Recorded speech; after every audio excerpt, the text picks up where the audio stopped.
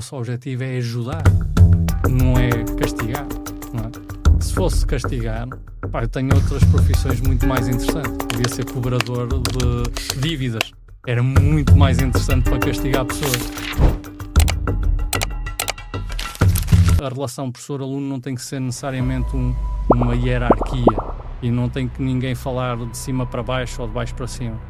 Portugal está a perder muitos artigos científicos nestas 2 horas que derrubamos. E nesse dia desliga-se tudo, ou seja, não responde a ninguém. Também não sou muito sociável, isso ajuda-me bastante. Okay. Eu tenho uma visão um bocadinho peculiar sobre a medição de recordes. Não gosto. Porque tu jogas muito com o tempo e com a evolução tecnológica. Se recuarmos ao tempo da Segunda Guerra Mundial, na altura ainda nem existia blocos de partida. Exatamente. Era feito um buraco no chão. Quando rematava uma bola do meio do campo e marcava o golo contra a Juventus, marca a 40 metros de distância num livre direto. Utiliza aquela bola molhada se for para fazer um trabalho de força. Como é que os clubes da Terrinha continuam a utilizar metodologias tão antigas? Aquilo foi feito para as pessoas irem lá e beber uma jola? Não, apesar de ser, que também é importante. Não, apesar de ser verdade. Não, apesar de ser muito importante beber cerveja, quando estamos confinados ao nosso espaço, sem oportunidades de trocar interações, muito facilmente nos tornamos o rei do nosso quarto. Qualquer formação que seja, eu acho que elas só fazem sentido se for para engrandecer o aluno e não só para lhe atribuir um diploma ou um certificado, porque isso fica muito bonito na parede. A adolescência, neste momento, já está quase a ir até o término da adolescência até aos 23, 24 anos, ao contrário do que acontecia anteriormente. Onde é que a nossa sociedade ia se todos arranjassem desculpas para não fazer? O medo do medicamento. Nós queremos é tirar essa malta do sofá.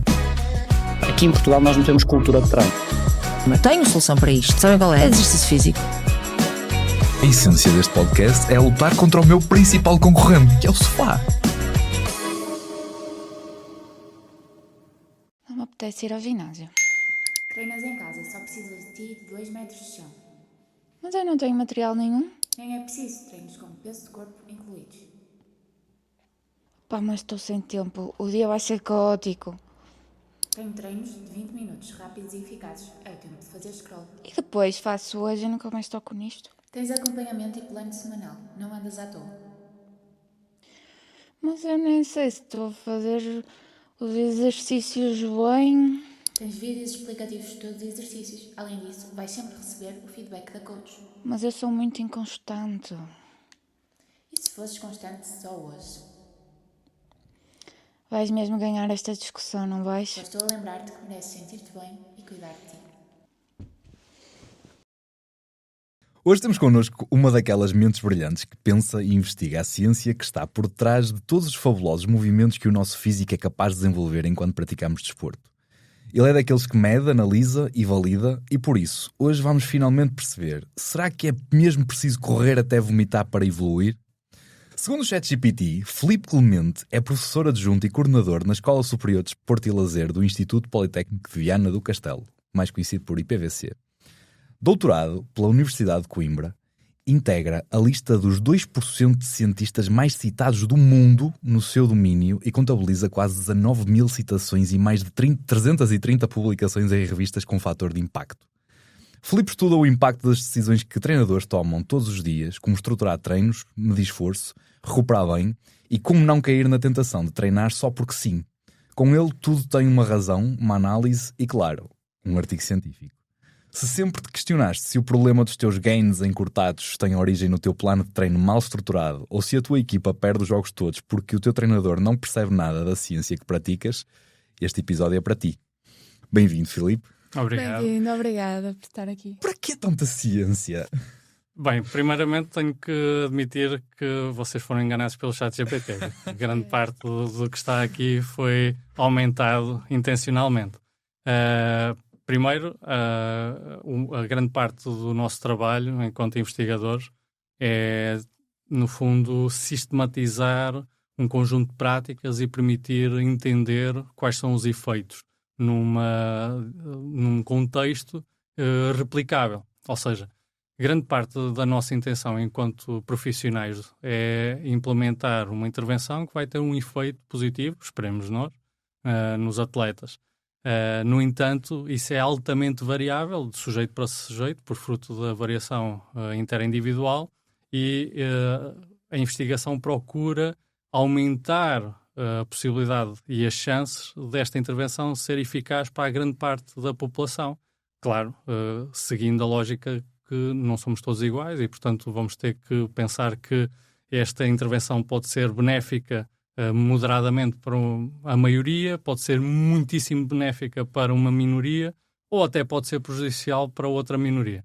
A nossa intenção enquanto investigadores é sistematizar o conhecimento e perceber se a intervenção tem ou não efeito a uma escala maior, com o rigor do método científico que permite reduzir o enviesamento contextual.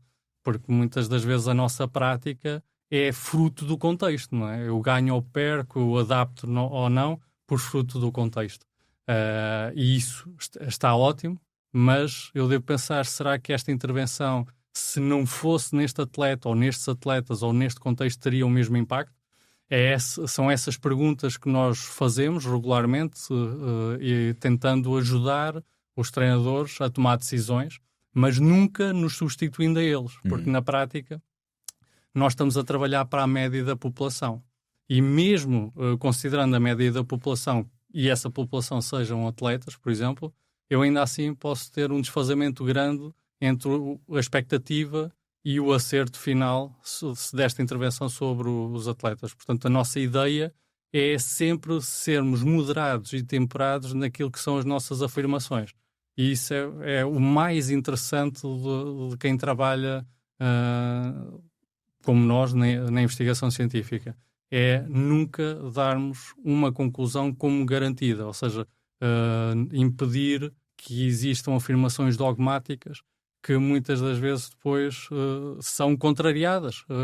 E isso acontece muito na literatura do desporto. Porquê? Porque nós trabalhamos com contextos muito reduzidos, portanto é muito difícil trabalhar na elite, é muito difícil trabalhar em atletas, e isso faz com que grande parte das populações sejam escolhidas por conveniência, pela proximidade, pela possibilidade de intervir nesta população, e depois normalmente temos poucos atletas ou poucas equipas, e portanto este resultado que foi obtido agora muitas das vezes não é verificável, é por isso que temos tanto contraditório nos diferentes estudos.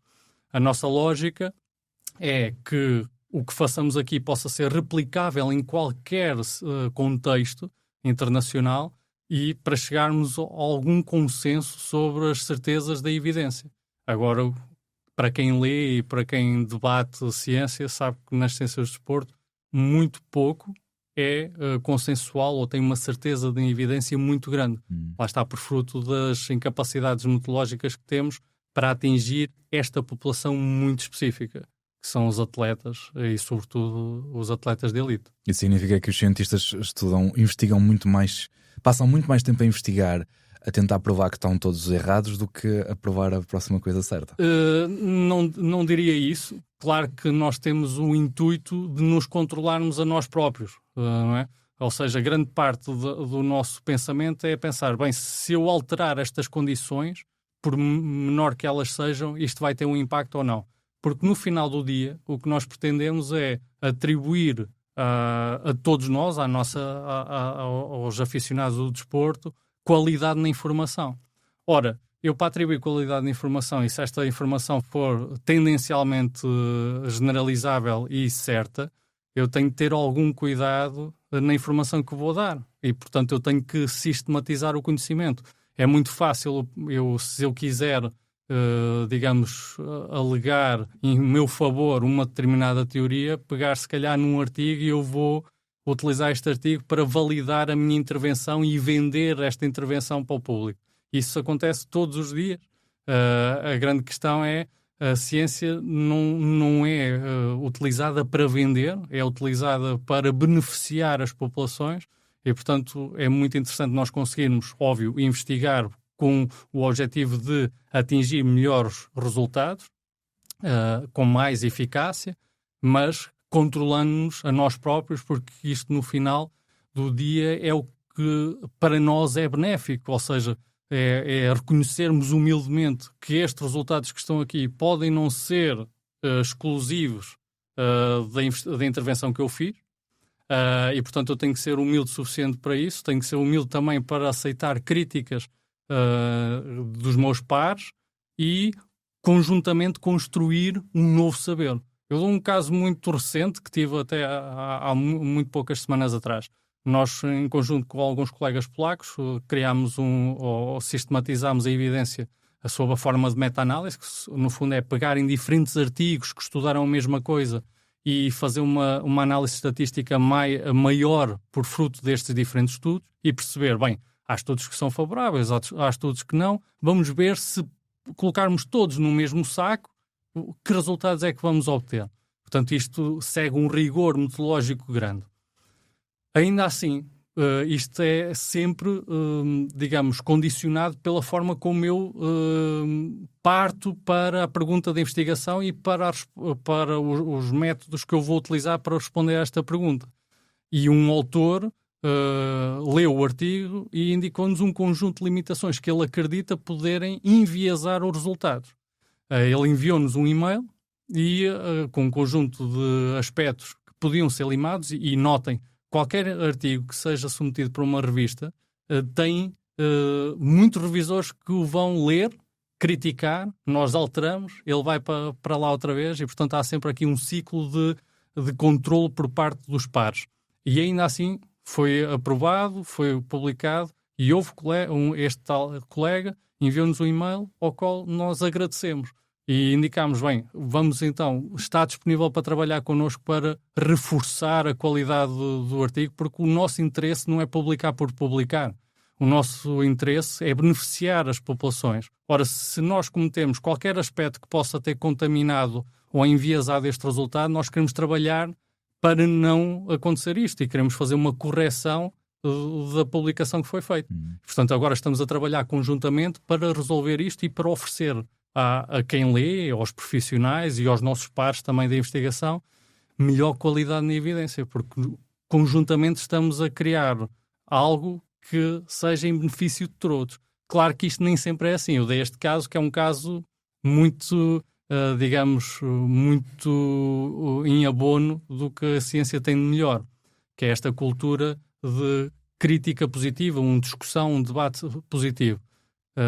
Ele, se fosse outro colega, com outra intenção, teria enviado uma carta ao editor a criticar-nos, porque aí já tinha mais um artigo publicado e mais uma crítica, e a crítica traz mais pessoas a ver tem mais citações, e, portanto, ele, se fosse outra pessoa, tinha feito esta via. Nós também, se fôssemos outra pessoa, dizíamos, vamos esperar que você envie uma carta ao editor e depois respondemos à carta ao editor e agora já temos outro artigo e alimentamos a polémica. Portanto, temos sempre duas formas, mas isso é assim em qualquer campo da nossa atuação, acho eu. Acha que às vezes há investigadores que querem aparecer antes de publicar e desse interesse em servir a população?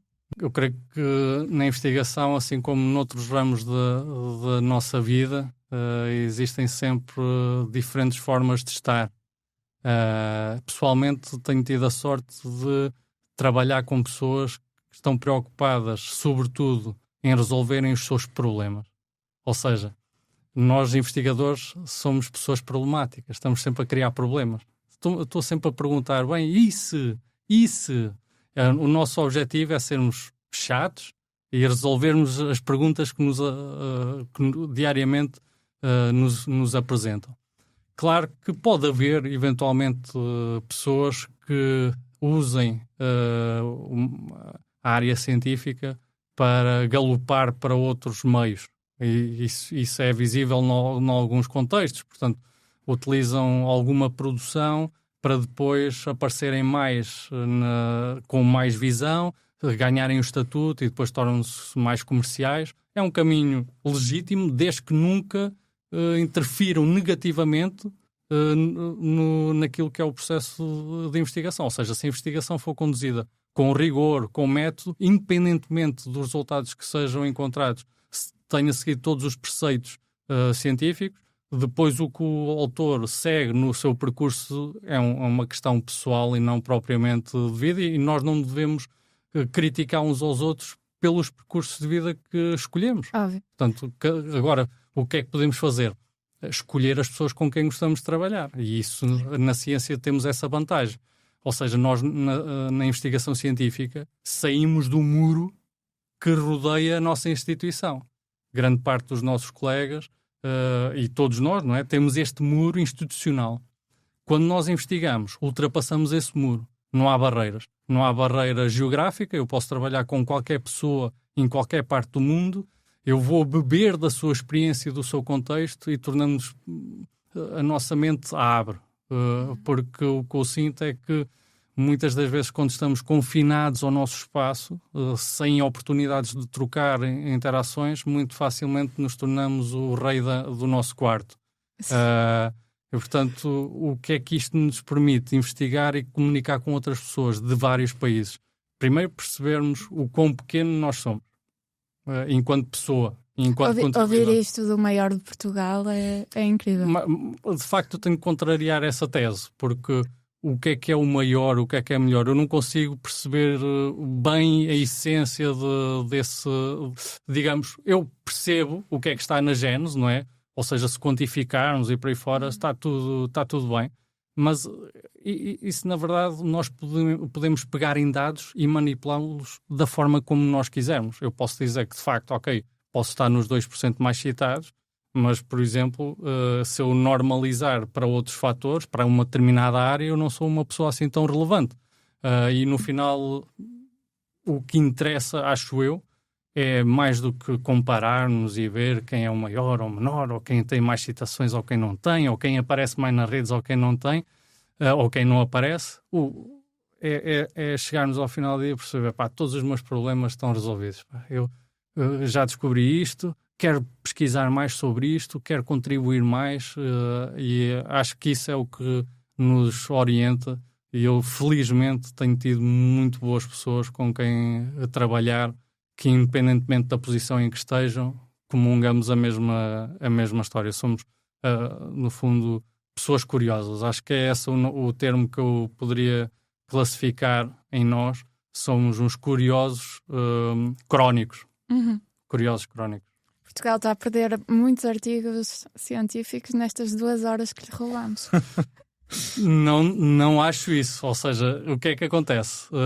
O nosso trabalho, em concreto, como investigador, que me classifico nessa posição, a nossa ideia não é ter uma quantidade. Agora, isto, se compararmos a outros ramos, não é? Se pensarmos assim, bem, o que é que eu faço nos meus hobbies? Qual é que é o meu hobby? Quanto tempo eu dedico ao meu hobby? E vamos supor que eu adoro fazer tricô. Vamos supor que eu adoro fazer tricô. Eu vou dedicar 3 horas do meu dia a fazer tricô. Eu tive esta sorte ou este karma de fazer com que o meu hobby seja exatamente aquilo que eu faço na minha profissão. E isso acarreta que, enquanto eu não gosto particularmente de tricô, tenho pouco jeito, e gosto particularmente de fazer perguntas e de escrever. Sempre gostei, desde o meu ensino secundário. E, portanto, é normal que às vezes eu tenha um pouco mais de quantidade de artigos, não por fruto de eu ser obcecado com isso, mas por fruto disto ser o meu hobby. E, claro, aliar a isso algumas estratégias que acredito serem um pouco mais eficientes, ou seja, a forma de organizar o nosso dia-a-dia, organizarmos a semana de trabalho, pensarmos onde é que vamos alocar o nosso máximo foco de trabalho. Portanto, normalmente o que eu faço é atribuir dias da semana em que eu estou focado numa única tarefa e todo o dia é sobre isso, desligo todas as notificações. Há outros dias que designo de dias de mini-tarefas. Portanto, imaginemos um dia que eu tenho já 2 ou 3 reuniões. O que é que eu vou fazer nesse dia?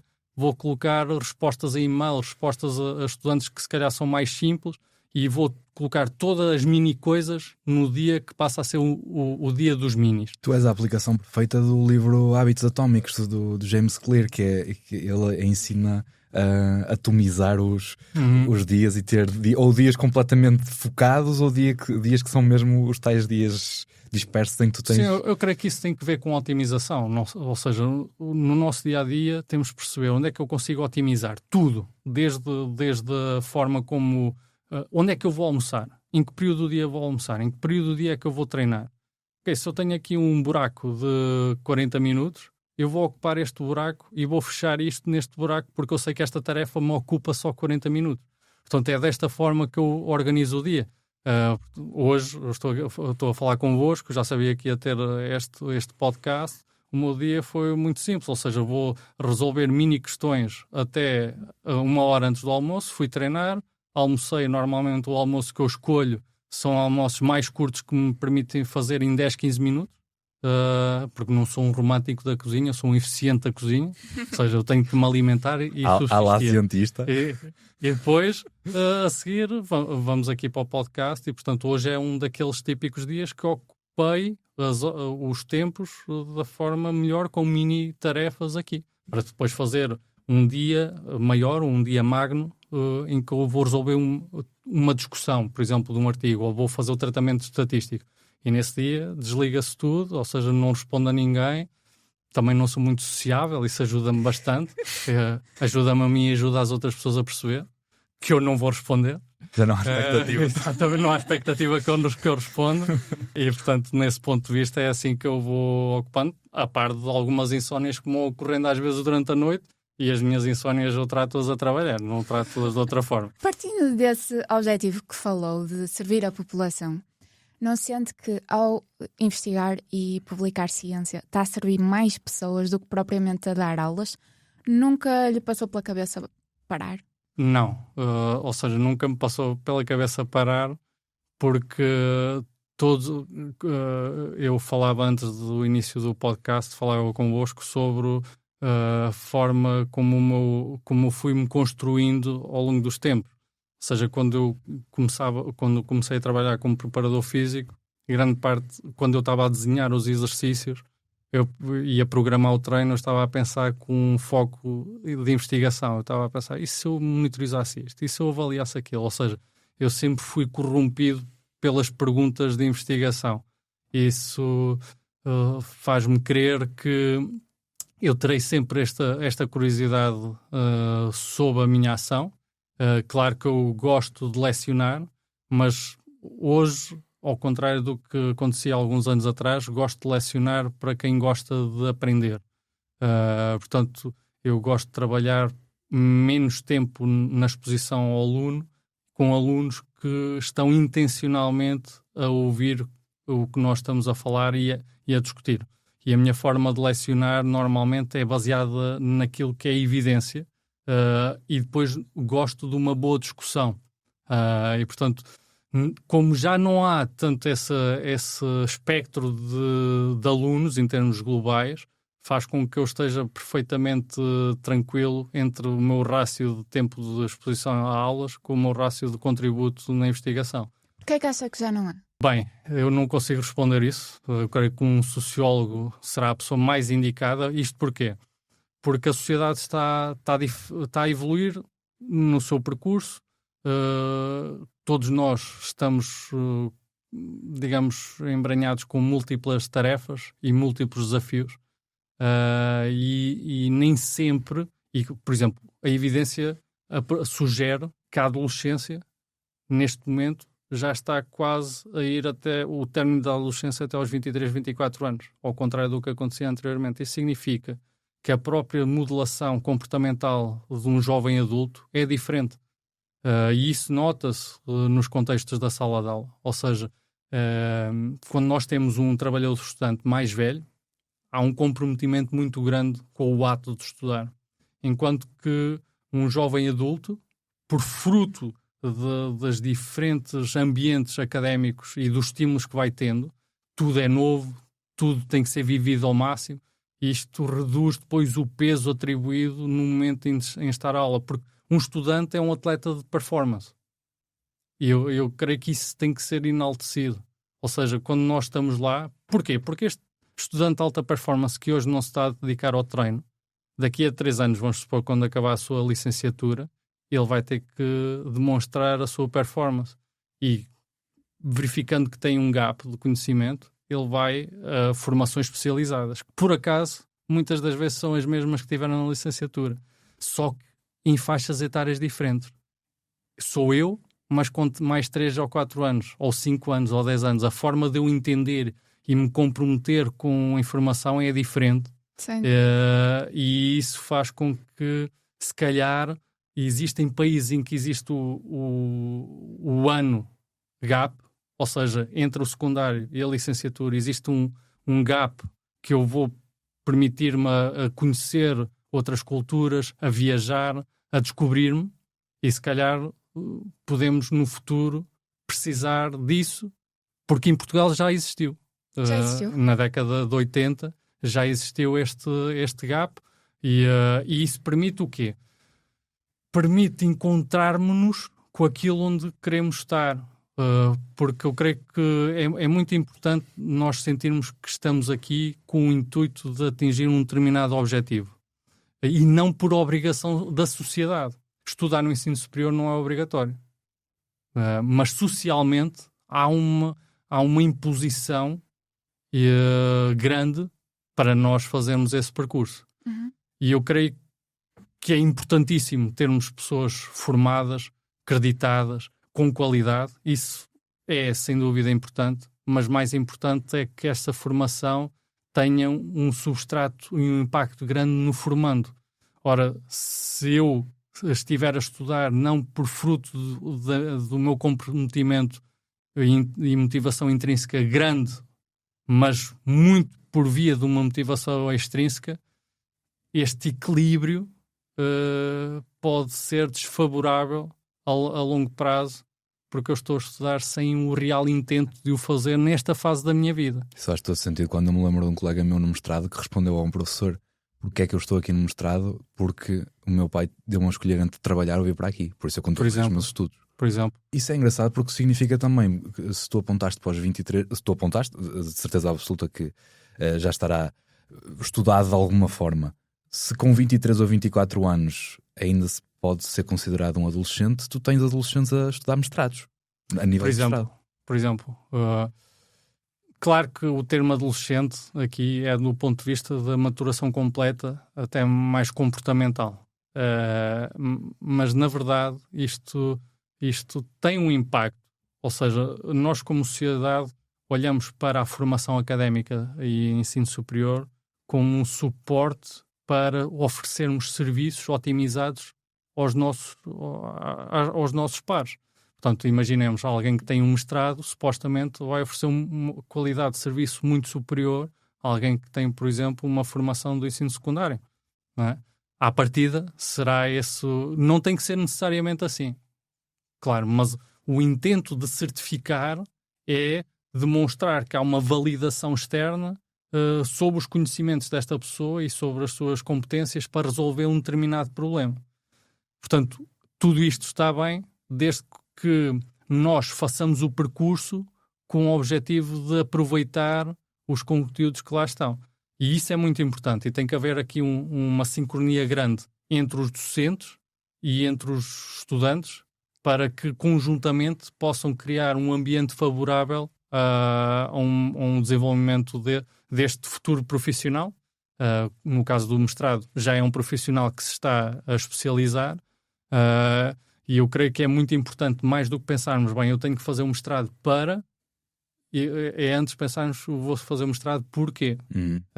E se não existir uma formação que me atrai agora, não cair na intenção de eu fazer agora só porque tem que ser, ou só porque agora ainda sou jovem.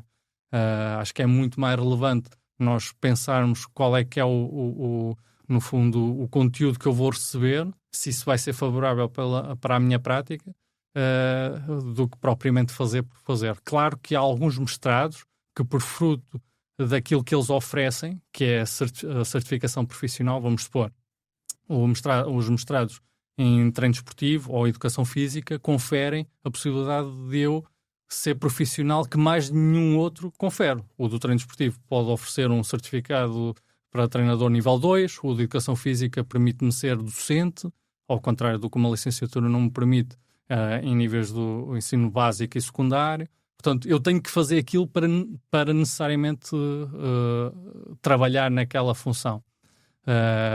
Agora, todos os demais, em que são especialização sem um resultado em concreto de uma forma imediata, é muito importante nós refletirmos no momento ideal que devemos entrar nesse momento da nossa vida. Porque, seja uma licenciatura, um mestrado ou um doutoramento, qualquer formação que seja, eu acho que elas só fazem sentido se for para engrandecer o aluno e não só para lhe atribuir um diploma ou um certificado, porque isso fica muito bonito na parede, mas depois o que me interessa é, no fim de contas, este sujeito agora consegue trabalhar melhor a minha filha ou não?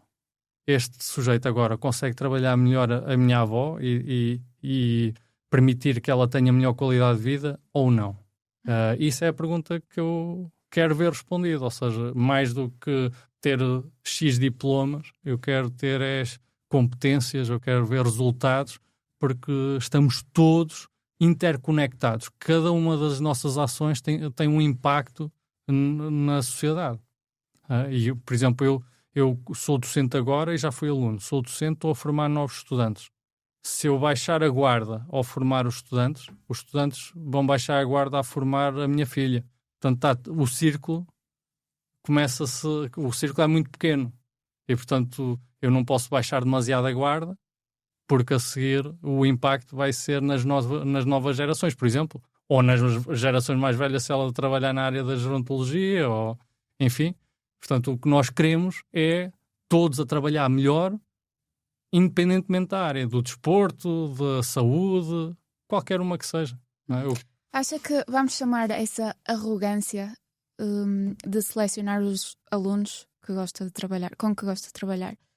Foi algo que foi desenvolvendo ou que já esteve lá desde o princípio, desde o primeiro dia que deu aulas? Eu gosto de trabalhar com todos os alunos. Claro que eu tenho preferência para trabalhar com alunos que queiram ouvir. Claro. Não é? Isso é um caso, por exemplo, eu estou aqui a falar convosco, estou a ter gosto em falar convosco. Se eu tiver a obrigação de estar a falar convosco, como é óbvio, a conversa não sai tão natural, porque há alguém que está a falar para quem não quer ouvir e alguém que está a ouvir que não quer falar connosco. Ok? Portanto, a minha intenção em particular, e obviamente falando como professor, é favorecer todos. E claro, por natureza, vão existir colegas ou futuros profissionais, que são os nossos alunos, que vão sentir mais afinidade por nós, ou por via daquilo que falamos, ou por via da forma como falamos. Eu dou o meu caso. Eu sou fruto dos meus professores. Sou fruto. Eu fui sempre um aluno mediano, até fraco, no ensino básico, porque não me identificava e nunca tive uma afinidade grande com o tipo de conteúdos que eram lecionados na altura. Depois entrei num curso Tecnológico de Desporto, no ensino secundário, e o Filipe, que passou com 3 negativas no 9º ano, passou a ser o Filipe melhor da turma. Mas não por conta dos conteúdos, mas por conta dos professores que fui tendo.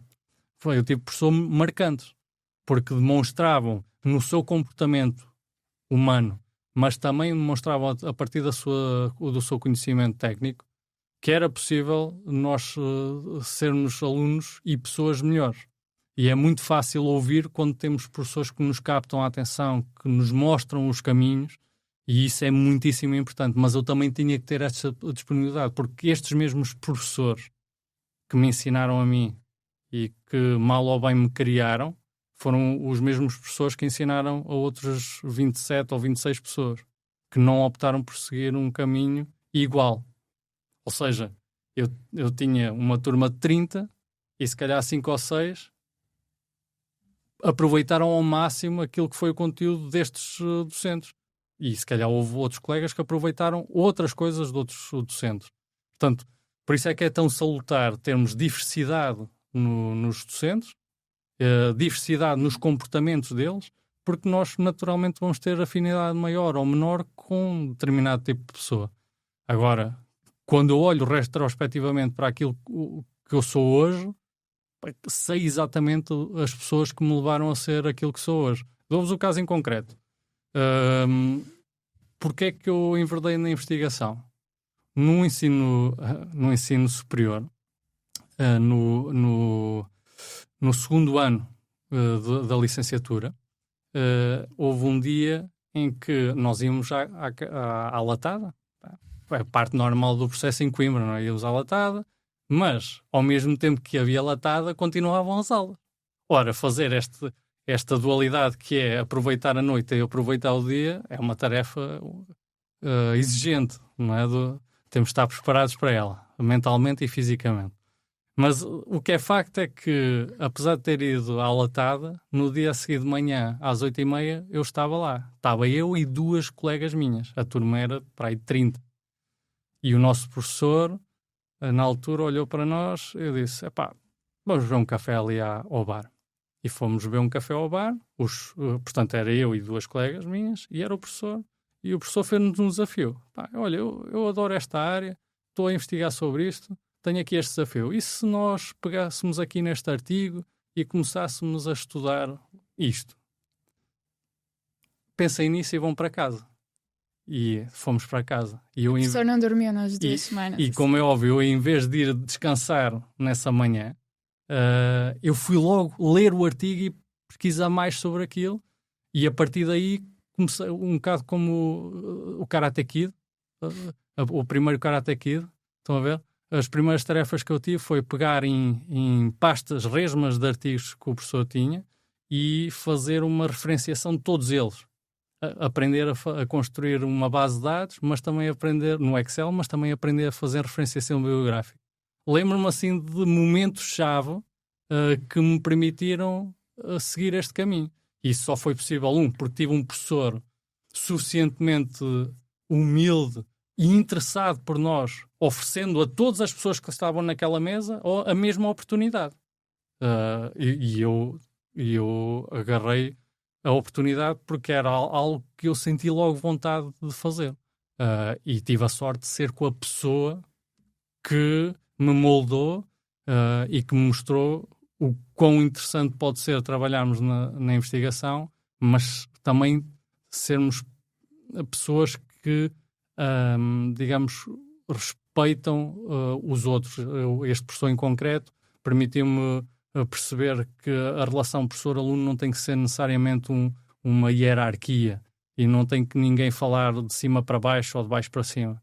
Pode ser feita ao mesmo nível, com respeito mútuo, e podemos também ser relativamente brincalhões, mantendo a liderança. Portanto, foi um impacto significativo que eu tive e se hoje estou aqui, há pessoas em concreto no meu percurso académico que devo a elas e por isso é tão importante os professores nesta modelação dos alunos. Porque daí investigação na área do desporto e mais especificamente na área do treino? Bem, o treino sempre nutriu em mim uma motivação grande. Eu nunca fui, digamos, eu fui sempre atleta.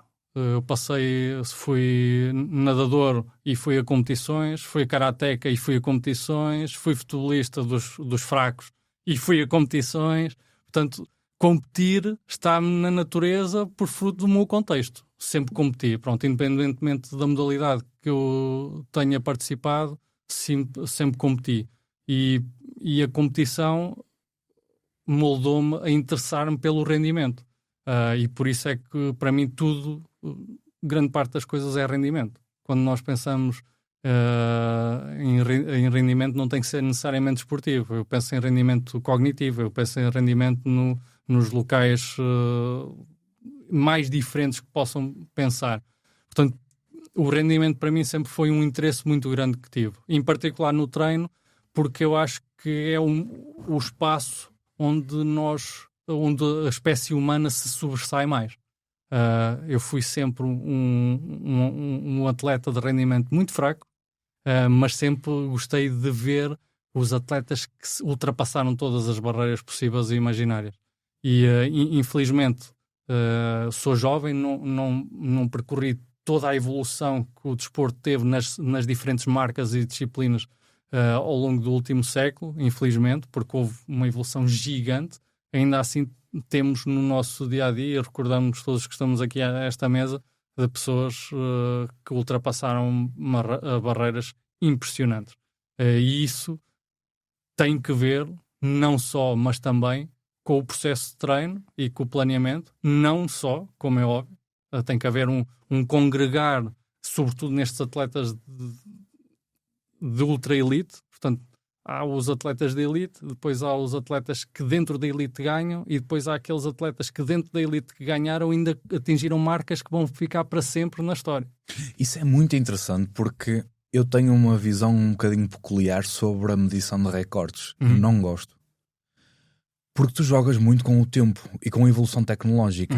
Eu sou o grande fã, por exemplo, de Fórmula 1. E para mim é estúpido. Não é comparável. Tu comparares uma volta há 20 anos atrás e agora. Não é comparável. Mas mesmo num atleta de 100 metros, basta-te mudares a tecnologia do calçado que ele está a utilizar e tu estás a comparar coisas completamente... Basta pensarmos nos 100 metros. Se recuarmos ao tempo da Segunda Guerra Mundial, na altura ainda nem existia blocos de partida. Exatamente. Era feito um buraco no chão com um bloco de partida. E qual é a justiça de tu me dizes um recorde? Não há justiça. Agora? Na verdade, o que é que acontece? Eu creio que quando eu reportava há pouco sobre as marcas, eu não estou a pôr a marca sobre quem é melhor do que quem. Eu estou a pôr a marca de ver, neste contexto em concreto, alguém que superou todos os seus rivais. Sim. Porque as injustiças vão acontecer sempre do ponto de vista das oportunidades. Aconteceram há 50 anos atrás e acontecem hoje em dia. Por exemplo, hoje em dia temos visto marcas fantásticas, mesmo contra adversários que trabalham muitíssimo bem. Mas quando pensamos nas oportunidades que são conferidas, a tecnologia, o investimento financeiro, o know-how, os recursos humanos, não é? Há staffs técnicos em algumas modalidades esportivas em que o staff técnico vai num autocarro à parte da equipa e eles ocupam todo o autocarro. E comparar isto com alguém que também compete na mesma, não na mesma liga, mas em ligas similares para o mesmo ambiente, em que o staff técnico pode ir num carro 2 lugares e mesmo assim já está bom. Portanto, a injustiça sempre acontecerá. E, por exemplo, mesmo a questão do doping, o doping não tem que ver apenas com o nocivo que é para o ser humano. Também tem que ver com uma marca de injustiça, porque, reparemos, à partida, quem terá mais possibilidade de ter melhor administração destes fármacos ou potenciadores será também quem tem melhores condições financeiras. Isso, por exemplo, se nós pensarmos também a longo prazo, o nosso futuro, não é? Quando nós pensamos que o Elon Musk está a criar chips para ampliar o nosso conhecimento, e quem é que vai ter acesso a eles? Claro. Qual é que vai ser o gap que nós vamos criar, não é?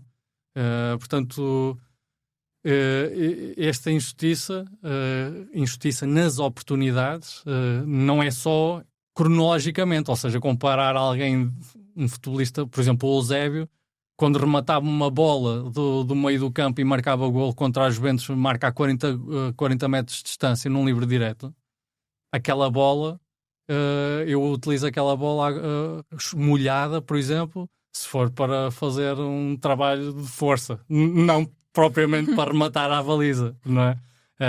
Não é comparável comparar o Eusébio com o Ronaldo. São pessoas que marcaram os seus momentos e não é possível nós termos esta comparação. Por isso é que há bocado, quando falámos na investigação, o mesmo acontece na investigação. Por isso é que temos tantos resultados que muitas das vezes são contraditórios. Porque estamos neste contexto em que vamos num caso muito concreto, ok? Vamos supor que eu vou fazer uma intervenção de treino intervalado de alta intensidade. Neste meu contexto aqui, um contexto em que eu estou na pré-temporada desportiva, são jovens atletas de um nível competitivo baixo, têm uma treinabilidade superior, o processo de treino deles é reduzido. Agora eu vou comparar com outro contexto, noutro ambiente qualquer, em que é a mesma faixa etária, o mesmo sexo, Até podem ter o mesmo número de sessões de treino, mas em vez de ser na pré-época, foi durante a época desportiva. Ou vamos supor que o processo de treino deles, para além do treino intervalado, é feito de uma forma completamente distinta. Os resultados podem ter sido contraditórios entre estes dois estudos. Porque a grande questão é quanto é que da adaptação é devido ao treino intervalado ou devido a todo o restante ambiente, desde a recuperação ao estado do atleta, ao momento da época desportiva, ao processo de planeamento. Por isso é que é tão difícil nós compararmos, no contexto do desempenho, atletas em momentos cronológicos ou situacionais diferentes, e no contexto da investigação é exatamente a mesma coisa. Por isso é que é importante fazer estudos multicentro, ou seja, feitos em diferentes locais, sempre com grupos de controle, para perceber o que é que acontece. E, na verdade, no treino ainda é mais difícil termos grupos de controle, porque no exercício físico para a saúde, por exemplo, vamos supor, eu vou fazer uma intervenção para idosos. Okay? E idosos sedentários, à partida eram todos idosos sedentários na baseline. E agora vou fazer intervenção para uns e para outros não vão fazer nada. Eu consigo controlar, e isto é um controlo real, é um grupo de controle real. É passivo, vai continuar a ser sedentário por longo tempo, e eu sei que a atribuição desta intervenção que foi feita no grupo experimental, à partida, a adaptação, é muito causada por esta intervenção, que é a única coisa que eles fazem.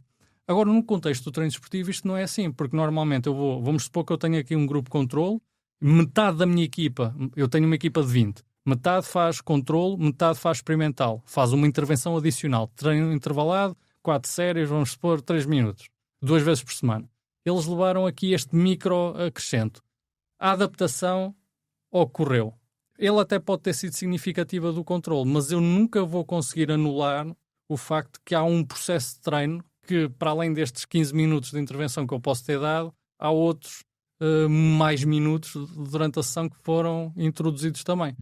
É muito difícil nós excluirmos e pensar. O José Afonso, que já esteve aqui neste podcast, é um brilhante investigador, do qual partilho uma estima imensa, costuma dizer: será que isto foi feito por causa, que esta adaptação foi por causa ou apesar de?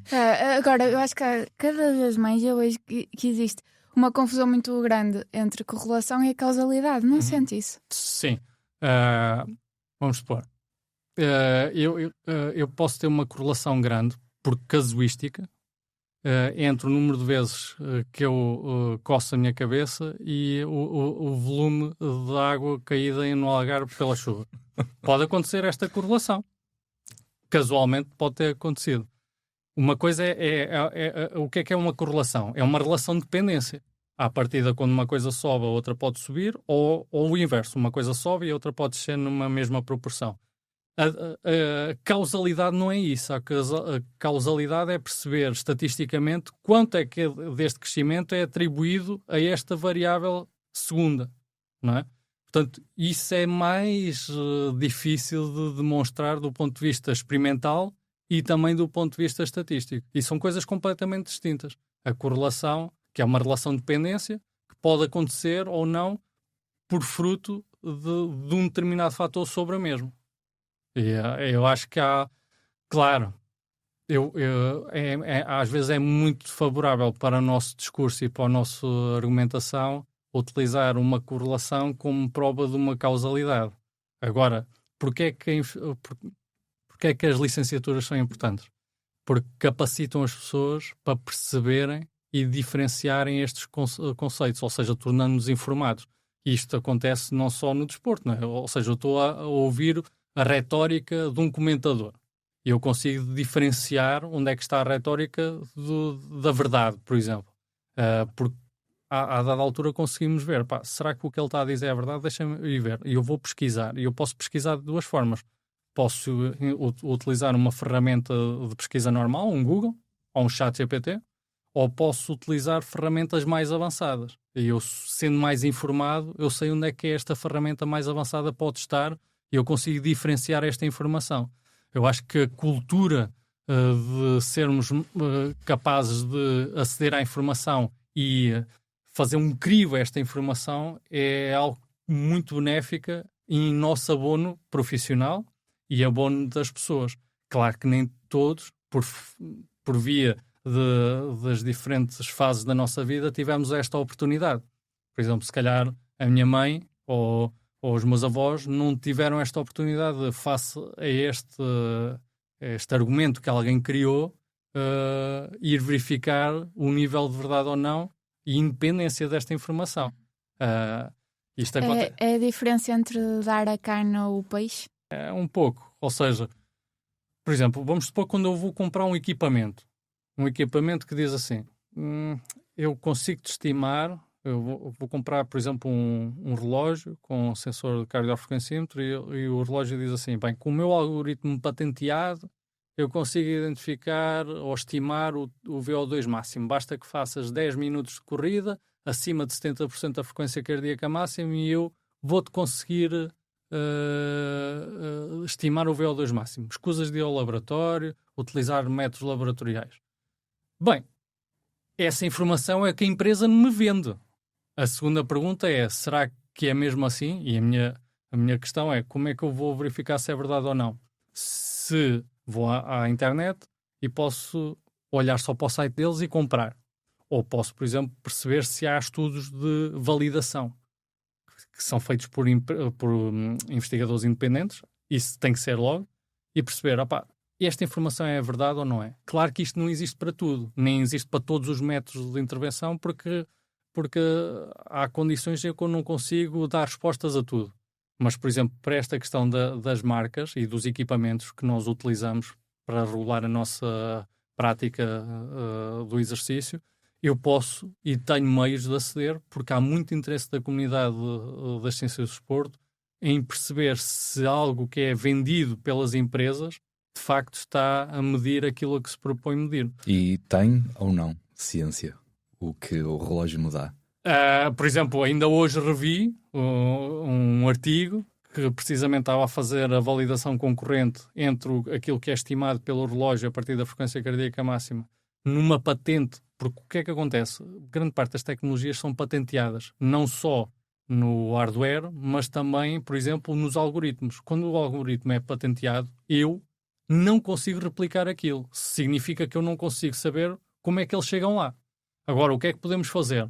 Bem, este artigo em concreto o que foi fazer é pôs os mesmos atletas de nível baixo e de nível alto no VO2 máximo a fazerem um teste de espiroergometria num teste incremental até a exaustão, em condições laboratoriais, e depois seguiu a recomendação, os mesmos sujeitos seguiram as recomendações com o relógio, 2 corridas de 10 minutos, acima de 70% da frequência cardíaca máxima e a estimação. O que foi possível verificar é que este relógio em concreto para atletas que tinham um menor nível de VO2 máximo, o nível de concordância entre o valor de referência do VO2 máximo através de espiroergometria e do relógio eram relativamente válidas, portanto eu posso confiar, apesar dele me estimar abaixo, enquanto que nos atletas de elite já não era tão válido, a exatidão já falhava. Portanto, não havia concordância tão grande entre aquilo que era o VO2 máximo estimado pelo método laboratorial com o relógio. Isso já me permite dizer assim, se calhar este relógio, para a grande parte da população, está ótimo. Exatamente. Porquê? Porque não tenho que ir ao laboratório. Posso fazer aqui. Para os atletas ultra-elite,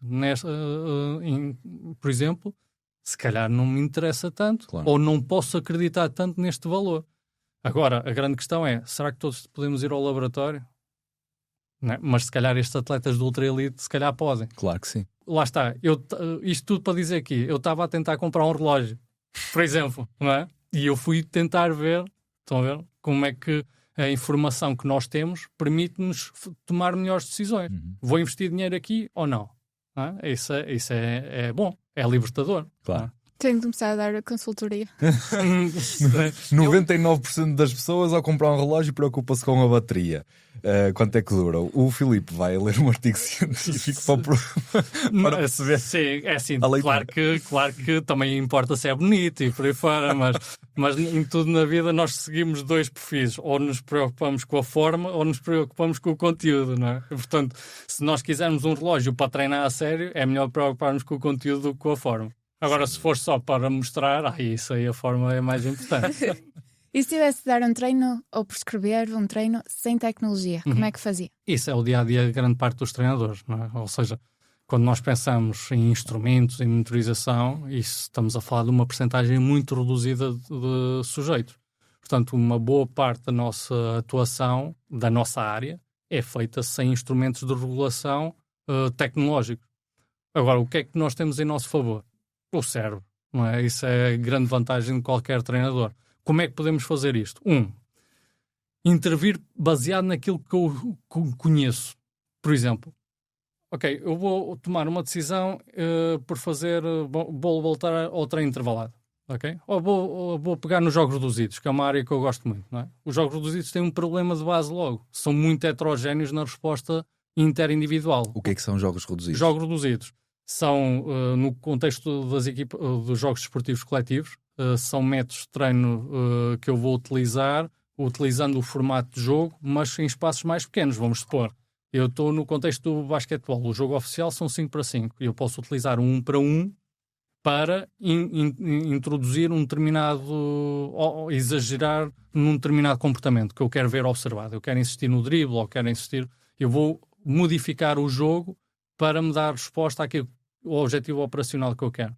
Vamos supor, quando eu introduzo um jogo reduzido, eu tenho logo um fator de heterogeneidade, porque eu tenho 4 pessoas que vão estar a reagir a uma situação dinâmica de jogo. O que é que acontece comparando um jogo reduzido com um treino intervalado? O treino intervalado é altamente possível de ser individualizado. Vamos supor que eu vou individualizar tendo por base a velocidade aeróbia máxima. Eu sei exatamente a velocidade aeróbia máxima, tu nesta distância, neste tempo tens de percorrer esta distância. Não tem nada que saber. E é isto para o atleta A, B, I, C e D, todos estão a fazer de forma individualizada. Um jogo reduzido, eu posso introduzir um jogo reduzido para introduzir um estímulo semelhante com um treino intervalado de alta intensidade, só que tem alguns problemas. Um deles é a heterogeneidade, ou seja, um jogo reduzido bebe do ambiente dinâmico do jogo. Quantos nós já não vimos duas equipas defrontarem-se 4 ou 5 vezes na mesma época e terem resultados completamente distintos? O score final. Mas isto não é só o score final. É a distância total percorrida por cada jogador. É o estímulo, o impacto que teve o locomotor, ou mecânico, ou fisiológico. Também, de jogo para jogo, temos esta elevada variação. Agora, pensem isto no jogo reduzido é a mesma coisa. Eu posso ter o atleta A, B, C e D e cada um deles ter uma resposta distinta entre eles. Ora, eu quando vou tomar a decisão sobre utilizar um método ou outro, e não tenho instrumentos de monitorização, porque uma coisa é, ok, vamos supor, eu quero introduzir um determinado estímulo na resposta cardíaca, e eles têm que estar a trabalhar X% do tempo acima de 85% da frequência cardíaca máxima. Mas eu não tenho aqui um cardiofrequencímetro, como é que eu faço isto?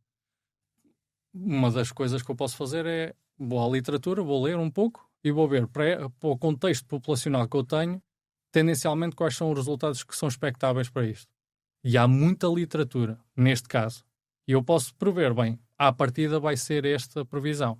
E, portanto, eu posso tomar a decisão sobre optar por um exercício em concreto que tendencialmente apresenta estes valores. No caso dos jogos reduzidos, eu sei que, apesar de uma grande variabilidade inter e intra-individual, ou seja, a mesma pessoa tem muita variação em momentos diferentes para a mesma condição, nas partes locomotoras, portanto, corrida de alta velocidade, o sprint são muito heterogéneos, porque o jogo é que pede uma ação, não é? Na resposta cardíaca, ao contrário, é muito previsível. Normalmente, o coeficiente de variação, ou seja, quanto é que eu vario sobre mim mesmo na mesma condição, na resposta cardíaca, é baixo, são 2%, 3%. Do coeficiente de variação. Significa que eu sei com algum grau de certeza o valor que ele vai ter e nas diferentes repetições vai ter um valor muito estável. Portanto, eu consigo prever se para um objetivo que era, por exemplo, taxar o atleta na potência aeróbia, se calhar este pequeno jogo pode ser interessante. Eu não tinha os instrumentos, mas eu tenho uma base que me suporta a minha tomada de decisão. Depois, outra questão é, bem, eu posso não ter os instrumentos tecnológicos, eu posso não ter um cardiofrequencímetro, eu posso não ter um GPS, eu posso não ter um sensor inercial, whatever. Mas, ainda assim, eu tenho instrumentos que não me custam muito. Hoje é muito utilizado as escalas perceptivas, a escala de esforço, não é? A percepção subjetiva de esforço, que são escalas muito introduzidas há muitos anos.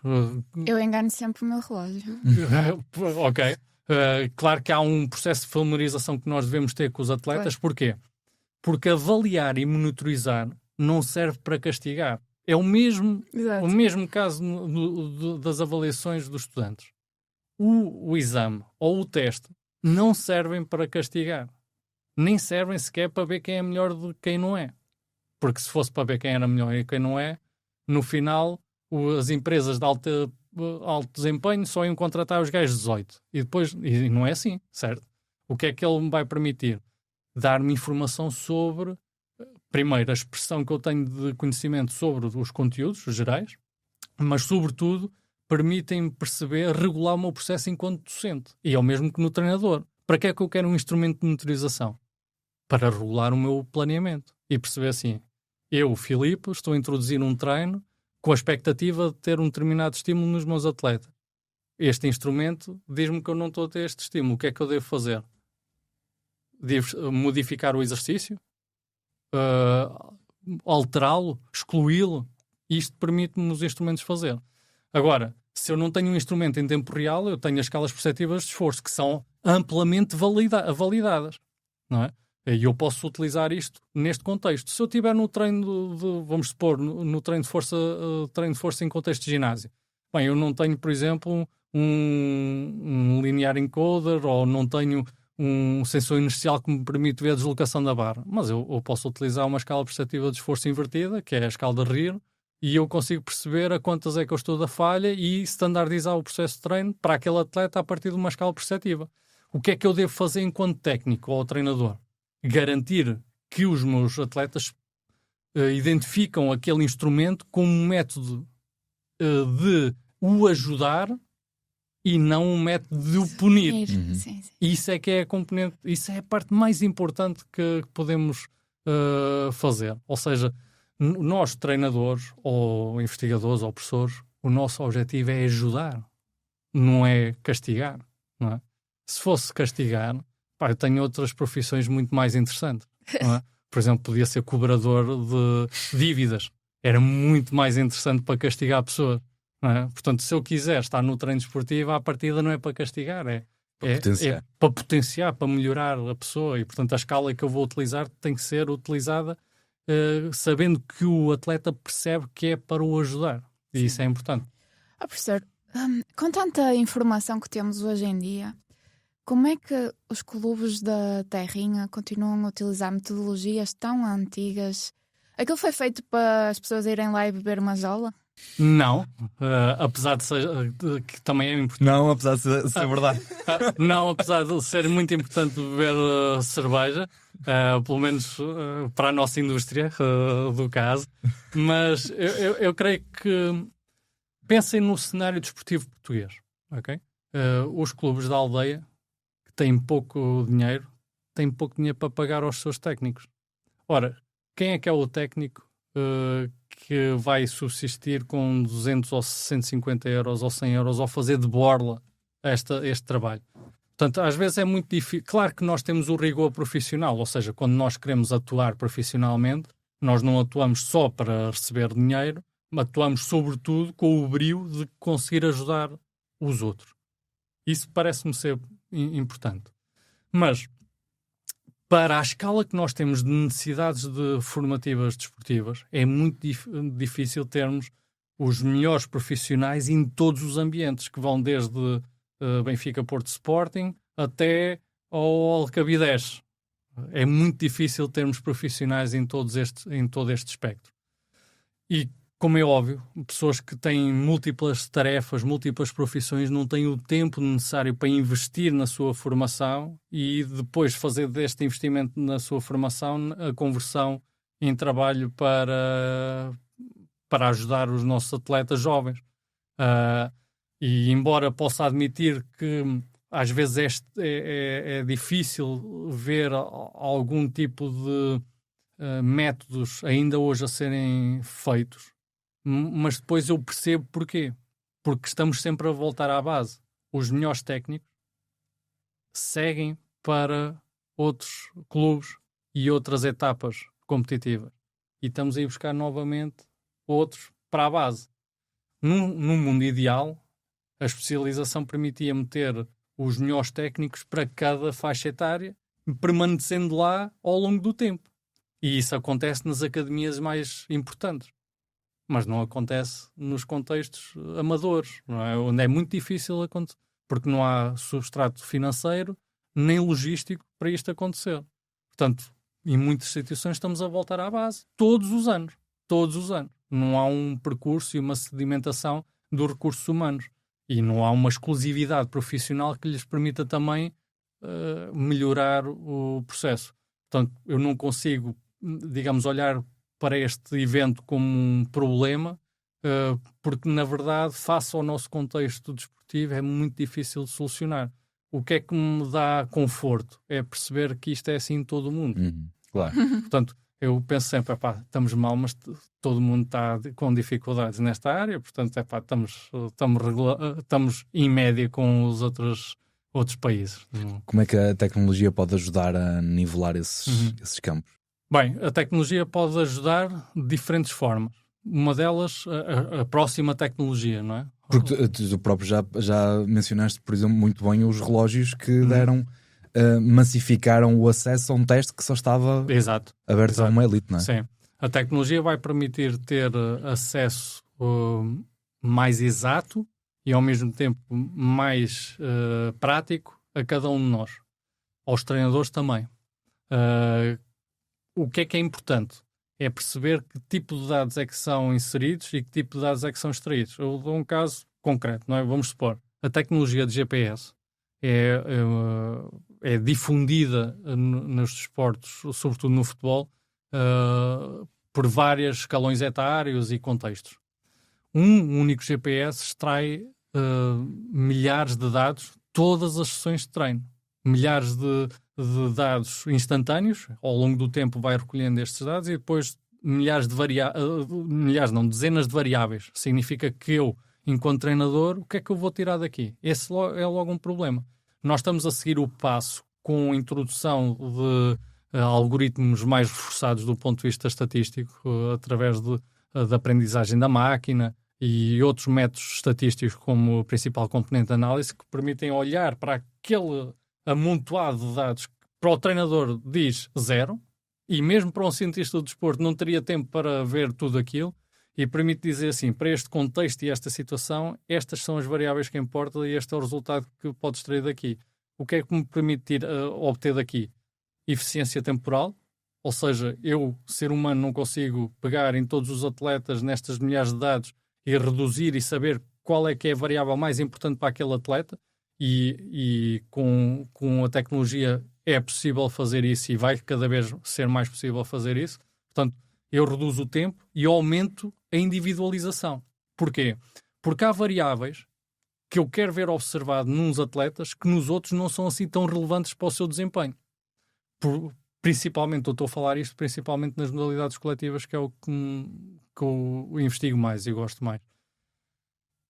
Portanto, em função da posição em campo, do seu estado atual, a variável X pode ter um peso superior do que a variável Y. Se ele vem de lesão, se não vem de lesão, também é importante. Ou seja, o que é que os instrumentos e os métodos estatísticos permitem? Individualizar o processo. E isso é fundamental. Aliás, é um dos principais princípios do treino. E no meio de tantos dados e ciências, há espaço para a criatividade? Claro. Ou seja, independente de tudo, quem toma a decisão final é o treinador. E mesmo que fosse a máquina no futuro a desenhar o processo de treino, a criatividade aqui tem que ver com vários nuances. Tem que ver com a ordenação do processo de treino, a forma de intervir, mas o treino não está fechado numa folha de papel que tem o exercício A, B e C e segue esta lógica. Por exemplo, se eu vos passar o meu plano de treino para um ano desportivo, o impacto deste planeamento não vai ser igual entre o treinador A e B. Porque há um conjunto de outros fatores que marcam a intervenção de um treinador e marcam também a exatidão com que o processo de treino afeta os jogadores. Desde logo a relação interpessoal. desde logo o reconhecimento dos estados e momentos dos atletas. Se me disserem, bem, nas modalidades individuais não é bem assim. Pois, aí nas modalidades individuais há algumas que se aproximam quase de um modelo matemático, não é? Ou seja, é este valor, vai ter esta adaptação, descontando a variabilidade individual biológica, obviamente. E aí o peso do planeamento é muitíssimo importante. Mas ainda assim há criatividade. Por exemplo, nos métodos de treino que são introduzidos. Ou seja, na prática eu posso ser criativo a esboçar o exercício, posso ser criativo no planeamento, na introdução dos métodos e também posso ser criativo na relação que eu estabeleço com os atletas, porque ainda há questões que não são tão quantificáveis, mas têm vindo a ser estudadas, o impacto sobre elas, que nós não conseguimos medir com exatidão, mas que elas estão lá. Ou seja, nós na investigação temos este problema, nós não conseguimos medir tudo, não é? Há algumas assunções teóricas que nós não conseguimos comprovar por A mais B. A relação atleta-treinador é um desses casos, que nós conseguimos identificar estatisticamente o que é que os jogadores gostam mais, que estilo de liderança e personalidade e por aí fora. Mas, no final de contas, o que é importante para ti pode não ser para ali. E como é que eu me vou modelar? Ok, o artigo X diz que eu devo ser mais democrata ou devo ser mais por comando, vamos supor. Sim, mas eu numa equipa tenho 23 jogadores. Como é que eu faço isto agora? Vou ser democrata aqui ou ali ou para todos? Não é? E isso é muitíssimo importante, porque eu posso ter o melhor planeamento, os melhores exercícios e depois ninguém quer fazer o que eu promovo porque eu não me dou bem com os atletas. Portanto, treinar é... estão a ver quando nós estamos a cozinhar e pomos os ingredientes? Eu, na cozinha, como eu falava há pouco, eu sou muito eficiente. É algo para eu subsistir. Quando eu vejo uma receita, aquela receita pode funcionar excelentemente com a cozinheira A e ela pôs lá as quantidades e os ritmos e o espaço e por aí fora. Mas depois eu vou fazer e não resulta da mesma forma. Há ali uma essência, o QB, aquele item QB é importante e também há ali algo mais que nós não conseguimos quantificar no ato de cozinhar, que é o mesmo que no ato do treino esportivo. Eu posso ter o exercício A, B e C nestes minutos, neste contexto, mas depois com o treinador A resulta e com o treinador B não resulta. Porquê? Quantas vezes é que tu já deste por ti a ver um jogo de futebol e a ver uma decisão de um treinador e a dizer que estatisticamente estás completamente errado? É assim, no caso das decisões, é difícil nós conseguirmos tomar uma decisão acertada.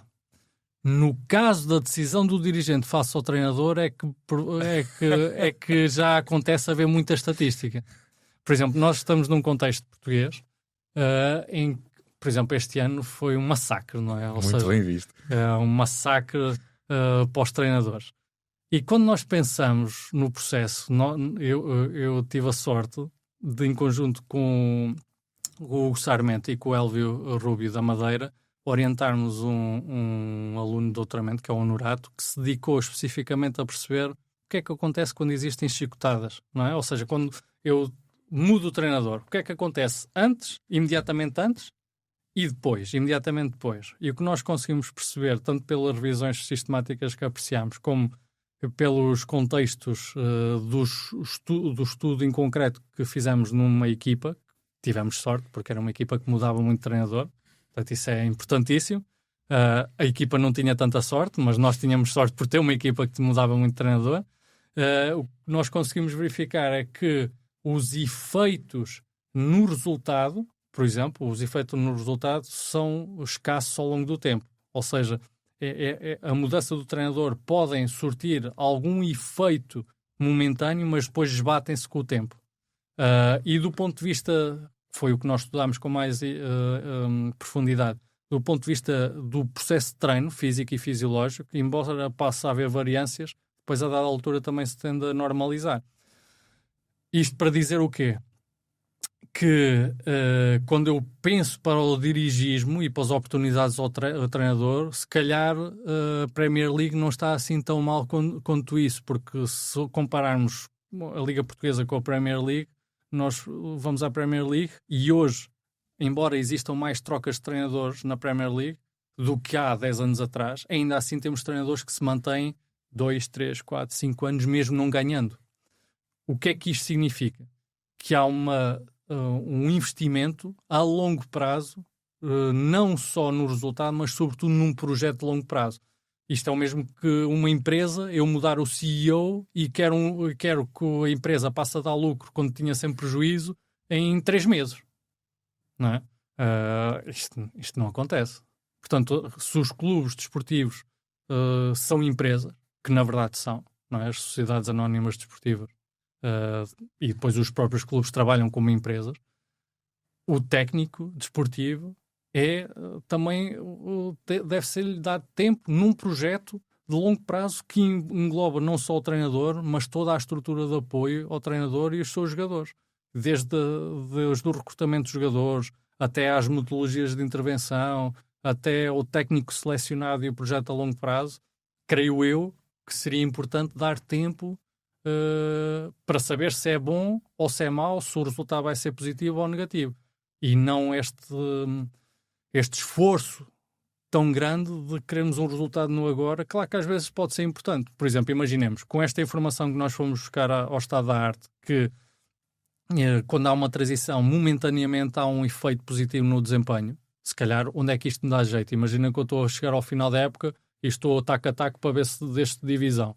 Se calhar aí pode ser interessante fazer uma abordagem destas. Agora, fazer esta abordagem no início da época, no meio da época, no fim da época, ou seja, qualquer momento da época, não sei de facto se é o melhor caminho, mas eu também sou apenas um espectador e, portanto, no final de contas, estamos todos a comentar e não estamos lá porque quem está lá é que sente a pressão, não é? Os treinadores normalmente vão embora porque são despedidos? Sim. O que acontece é, grande parte das vezes, os técnicos ocorrem não ter o resultado desejado, ou, por exemplo, imaginemos, não reúne consenso na forma como trabalha junto dos elementos diretivos, e depois há uma decisão por rescindir contrato, que pode ser logo no imediato com pagamento daquilo que é a cláusula de rescisão, ou então com um acordo em que os técnicos deixam de trabalhar com a equipa, mas continuam a receber dinheiro até entrarem noutra equipa, com um esquema de indemnização faseado. A que distância é que estão os treinadores de futebol de serem substituídos por robôs de inteligência artificial que medem os dados todos e tomam as decisões matematicamente certas? Eu creio que ainda estão um pouco longe, enquanto houver espécie humana a praticar futebol. Porque se estivermos a falar de futebol robótico, aí já é mais parece-me ser mais acertado ter a máquina a liderar os robôs, porque também a expectativa do seu desempenho é mais previsível por agora, enquanto a máquina não se tornar cada vez mais rápida a aprender, porque aí a variabilidade vai começar a aumentar no futebol robótico. Mas no futebol em concreto, em que há uma grande variabilidade de sujeitos, quantificar não me vai dar um melhor resultado, ou pode não dar um melhor resultado. O que é que quantificar me permite? Eu acho que quantificar permite-me saber quando eu estou a alcançar sucesso ou insucesso na minha prática. Vamos supor. Imaginemos que eu estou a treinar os meus atletas e fiz uma avaliação inicial, fiz uma intervenção e, passado 6 semanas da pré-temporada, volto a reavaliar. E eu vou observar a curva de adaptação que eles tiveram. O que é que os dados me permitem ver? Se, em função dos objetivos que eu identifiquei para aquele atleta, se há uma adaptação favorável ou não com o tempo e regular o meu processo de treino. Para a variável que eu quero ver, que para mim era mais importante, vamos supor. Se eu avaliar, eu sei que falhei ou eu sei que acertei. Se eu não avaliar, bem, eu posso usar sempre a retórica, não é? Ou seja, eu acho que acertei. Claro. Porque na verdade não quantifiquei. Também não podes comprovar que estás errado. Mas a grande questão que eu acho que está aqui é: avaliar não te permite ter sucesso, mas ao menos permite saber que não tiveste sucesso. E isso já é um passo importante. E também haver um treinador que toma decisões. Se nos pusermos no lugar do espectador, como nós somos, não faz parte da emoção do futebol falar mal do treinador. É ótimo, não é? Ou seja, quando nós temos uma comunicação social que em todos os canais informativos, ou a grande parte dos canais informativos, temos 2 horas ou 3 horas por dia dedicadas ao futebol, pá, tem que haver matança e problemas todos os dias. E mesmo que não haja, tem que ser inventados. Ou seja, como é que a gente fazia isto com o robô? Não dá? Não é? Exato. E íamos dizer que o robô tinha falado com o jogador X e ele ficou moado. Não, isso não irá acontecer. Portanto, claro, é importantíssimo termos imprevisibilidade no desporto, porque o desporto oferece às pessoas esta capacidade de ficarmos, no fundo, comprometidos e acompanharmos por fruto da imprevisibilidade. Por fruto de sabermos que uma equipa, apesar de ser melhor, pode perder. E quando isso deixar de acontecer e tudo ficar demasiadamente previsível, se calhar a intensidade com que eu me associo à modalidade perde o interesse. Não é? Se eu soubesse assim, bem, a equipa A tem os melhores jogadores e o nível e o algoritmo diz-me que ela vai ter 99% de hipóteses de ganhar e o algoritmo estiver sempre certo, eu já sei, começa a época desportiva, esta equipa vai ganhar, não preciso ver os jogos, eu já sei que vai ganhar. Sim, até porque aí tu destruías um mercado muito forte ligado ao futebol, claro, das apostas, se tirar. Exato, também isso, mas apesar de que nas apostas usa-se processos probabilísticos para atuar, ou seja, os melhores apostadores utilizam também métodos probabilísticos para identificar as melhores apostas que vão ter. Ora aí está um bom mercado para a consultoria. Mas eu estou a lembrar-me que, sendo tu um enorme cientista de dados ligados ao desporto, tu não devias estar milionário por ganhares as apostas. Não creio, porque o que é que acontece? Eu sou o utilizador, ou seja, a minha competência cognitiva e o meu conhecimento é limitado àquilo que ou seja, eu sou fruto do trabalho, não sou fruto da capacidade intelectual, senão não estava nesta área, podem ter a certeza absoluta. Eu adoro esta área e, por fruto do trabalho diário, tornei-me alguém relativamente capaz de atuar nesta área. Mas não sou... O professor é pessimista. Modesto. Não, eu sou completamente verdadeiro no que eu estou a dizer.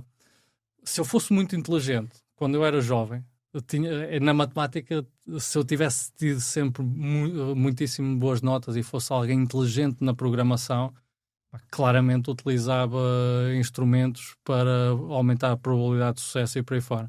Eu utilizo a estatística do ponto de vista do utilizador, não do ponto de vista de alguém que consegue programar para obter as melhores probabilidades na estatística. Por exemplo, no caso dos investimentos e das apostas, que é um mercado muito importante e, por exemplo, há matemáticos que trabalham exatamente nesta matéria, ou seja, as melhores odds. Mas deixem-me dar outros casos onde é que isto é importante. De seleção de jogadores, não é? Se recordam de Moneyball, um filme com o Brad Pitt à cabeça, o Moneyball é uma biografia que retrata factos verídicos. E, ao contrário do futebol, em que há uma emergência comportamental muito grande, ou seja, não é tão fechada as hipóteses não é tão fechada as hipóteses de comportamento, não é tão fácil utilizar os métodos estatísticos para tomar decisão sobre contratar ou não contratar. Para além disso, há um conjunto de negócios à volta em que não é tão favorável utilizar métodos quantitativos para determinar a aquisição ou não de um jogador, porque isso implicaria que existiam agentes que não conseguiam vender os atletas para determinado contexto. Ora, se o futebol depende da transação dos jogadores, isto arruinaria o mercado. Mas no Moneyball, no contexto do beisebol, em que há uma redução das hipóteses comportamentais, há um jogador que lança, há um jogador com o taco. Simples, não é? E conseguem estatisticamente determinar aquilo que é a maior taxa de sucesso ou não de um sujeito em determinado contexto e investir dinheiro no atleta de forma justa. Quanto é que este atleta vale do ponto de vista estatístico e quanto é que ele vale do ponto de vista económico. E se recordam do filme, optavam com os parcos meios financeiros que tinham, investir naqueles que garantiam o melhor resultado com menor investimento, ou seja, eram eficientes, não é? Eram eficazes e ao mesmo tempo investiam menos, eficientes. No contexto do futebol é mais difícil, porque o jogo é muitíssimo dinâmico, é muito mais dinâmico, mas ainda assim, há pouco antes de começarmos o podcast, estávamos a falar da NBA, ou seja, como é que a NBA, a partir dos métodos estatísticos, converteu a sua estratégia, passando de lançamentos de 2 pontos para 3 pontos, porque os 3 pontos aumentam a taxa de sucesso de ganhar jogos. Portanto, assumindo o risco de ser um lançamento de 3 pontos, mesmo assim compensa. E, portanto, houve uma inversão da estratégia ao jogo por fruto da estatística. Agora, a forma como abordamos a estatística é que está a evoluir em grande escala. E face às minhas limitações cognitivas nesse aspecto, não consigo acompanhar a escala que o momento pede. Porque hoje em dia, quem tiver grande capacidade de criar algoritmos, de os correr, pode atingir um mercado em grande margem. Porquê? Porque tem muitos mais dados quantificáveis agora do que tinha anteriormente. Não é? Se andarmos 30 anos para trás ou 25 anos para trás, vocês viam a estatística dos jogos e dizia pouco, ou está 1-0, ou se calhar ou X remates e está. Hoje em dia, acaba um jogo de futebol, vocês vão ao site da FIFA e têm lá um relatório de páginas de estatística extraíveis de dados, de quanto é que correm, como correm, o que é que fazem, acerto, por aí fora, tudo o que podemos quantificar. E isso permite à máquina, com mais variáveis, determinar quais são aquelas que vão permitir ter, ou escolher o melhor jogador, ou escolher o melhor 11, ou escolher, enfim. Claro que nós estamos a lidar com seres humanos, ou seja, a máquina pode identificar o atleta em concreto para este contexto, mas depois imaginemos que o atleta naquele dia dormiu mal, ou teve um problema com a namorada, ou qualquer coisa. Aí a máquina não conseguia prever, a menos que ele também seja monitorizado no espaço externo ao treino e ao jogo. Também já existe. Há atletas que utilizam acelerometria para ver como dormem. E, portanto, se hoje em dia pensarmos no nosso telemóvel, sabe exatamente onde é que eu estive, quando eu estive e como é que eu estive.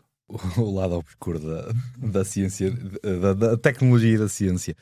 Qual foi a descoberta mais marcante que tu te lembras de teres da tua investigação? O que é que mais sobressai? Digamos, da minha investigação nunca... Eu procurei sempre fazer investigação aplicada e não fundamental. Isso significa que a investigação fundamental é aquela que, através de métodos mais rigorosos e laboratoriais, permite identificar mecanismos de atuação. Como eu nunca tive muito acesso a esse tipo de condições laboratoriais, eu sempre trabalhei naquilo onde era possível eu trabalhar, que era investigação aplicada no terreno, métodos de treino, investigação depois também através de revisões sistemáticas. Mas eu diria que deu-me muito gosto perceber ao longo dos anos, construir um referencial sobre as respostas agudas que decorrem daquilo que é a manipulação de variáveis no desenho do exercício de treino, sobretudo nos pequenos jogos, ou nos jogos reduzidos. Isto quer dizer que não é um resultado de um único artigo, é um resultado de vários artigos com vários colegas, porque vamos supor, quando eu vou criar um exercício de jogo reduzido, eu tenho que pensar no formato de jogo, tenho que pensar na dimensão do campo, tenho que pensar se vai ter balizas, se não vai ter balizas, tenho que pensar se vai ter encorajamento verbal ou se não vai ter, é intermitente, é contínuo. Todas estas pequenas variáveis parecem não ser grande coisa, mas todas elas agregadas e trabalhando concorrentemente vão ter um efeito muito diferente nos jogadores. E eu acho que essa é a magia que temos trabalhado conjuntamente, num trabalho coletivo com vários colegas, sobre deslindar isto, ou seja, dizer aos treinadores, bem, se mudarem esta variável, isto é o que pode acontecer aos vossos jogadores. Se mudarem esta variável, isto é o que pode acontecer aos vossos jogadores. E depois, num passo mais avançado que fizemos, foi isto é a resposta aguda, é o que acontece no agora se eu modificar, e o que é que acontece se eu fizer isto com consistência ao longo do tempo? Que adaptações é que podem vir daqui do ponto de vista a médio termo? Portanto, esse tem vindo a ser a nossa linha de pesquisa, a minha linha de pesquisa com os meus colegas mais interessante ou com resultados mais evidentes e onde nós sentimos que está a chegar melhor às pessoas. E por isso é que trabalhamos tanto para investigar de forma descritiva, depois investigar de forma experimental, ou seja, implementar um método de treino e depois de forma controlada perceber a adaptação. Criámos também referenciais através de manuais que hoje em dia são implementados, são utilizados por diferentes treinadores, diferentes pessoas em contextos do Brasil, de Portugal, do Irão, por exemplo, também. E temos tido da China também.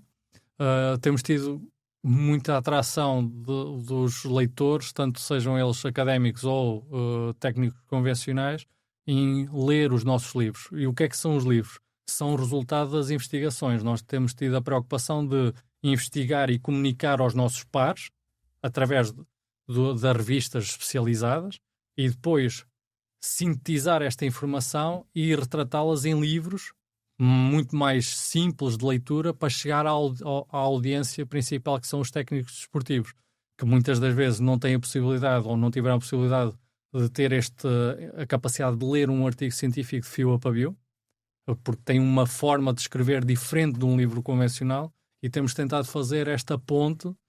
Um livro que publicámos este ano, numa editora que é a Routledge, fizemos 6 capítulos teóricos simples e depois 6 capítulos práticos por cada uma das modalidades, indo buscar técnicos desportivos que utilizam os pequenos jogos na sua prática diária, fazendo esta ponte entre a base teórica e depois como é que eu trago isto para o terreno todos os dias, porque isto é que é muito difícil. E ainda por cima, na prática, há muito mais problemas do que nós conseguimos resolver, porque a investigação é limitada, porque demora tempo e os contextos e os problemas nem sempre são resolúveis no agora. Hoje em dia já há muito mais tecnologia para resolver problemas que não havia há 30 anos atrás. Por exemplo, não é preciso pensarmos muito. Quando eu fiz o meu doutoramento em 2015, portanto entre 2012 e 2015, não foi há muito tempo atrás, ok? Ainda não existia, o GPS era muito pouco utilizado. O que é que se utilizava? Sistemas de câmaras multitracking. Portanto, as câmaras interceptam a informação e dizem-me no espaço cartesiano onde é que eu estou e conseguem calcular a distância que eu percorro e como é que eu percorro. Isso eram tecnologias caríssimas à altura. O que é que nós fizemos? Com um departamento de engenheiros, de técnicos do desporto, de saúde, matemáticos, criámos um algoritmo, um script em MATLAB, em que frame a frame de uma câmara convencional, eu colocava a câmara com uma GoPro, comprei a GoPro, filmava o jogo todo, e a GoPro filmava a 25 Hz, significa 25 frames por segundo, e eu fotografia a fotografia, clicava nos 22 jogadores e na bola,